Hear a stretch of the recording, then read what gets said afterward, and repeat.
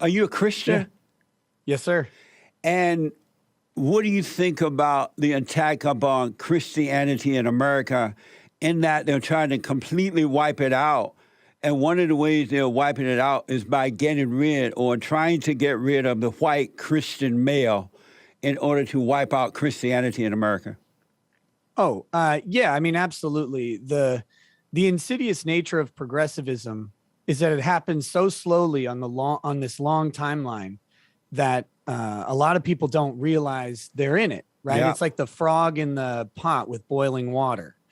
And so we've seen steadily for the past several decades just a decline of value of Christianity, of traditionalism, the breakdown of families, and certainly the white Christian family is in the crosshairs. I mean, we hear about it every election season. Oh, white evangelicals are this, they're doing this, they're responsible for that. And every one of those things is to pick it apart.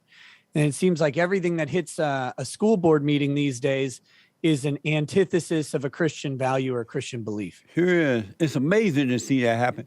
Why do you personally think the white evangelical Christians, preachers, and others are not making loud noise about it? They're not out there on their networks and really trying to stop it. Why is that? Well, I think, I mean, of course, you'll find instances of them doing that here and there. Right. You'll find preachers who are happy to address it from the pulpit. The preacher at our church has been pretty vocal lately, not on the political front, but just on the values and the Christianity aspect of it. And it's refreshing to see him standing up for it. But I think, the churches themselves are being squeezed. And when they're being squeezed, I think they get defensive and they worry that, if I say this thing, I might turn off that family. And then it's maybe one less donation or one person less in the pew. And I think they get scared of that. And the ironic thing is, I think that's what turns more people off is a lack of courage. It is. It's impossible to believe in God. And these people are supposed to be called by God to stand there and tell the truth. Is it possible to be called by God and have fear or worry about your finance or worry about who's in your church or not? No, I don't think it's possible to do it. Yeah. I was I attend a men's conference every February, and one of the speakers a couple years ago, he brought up, I don't remember the specific Bible verse, but he said that his model, and this really resonated with me, but his model for preaching and for life as a man was the Bible verse about standing in the gaps. There was a wall, and the wall had some holes and gaps in it. And so the men of the town stood in the gaps to fill it in, right? So that the enemy couldn't come in. And for me, that's our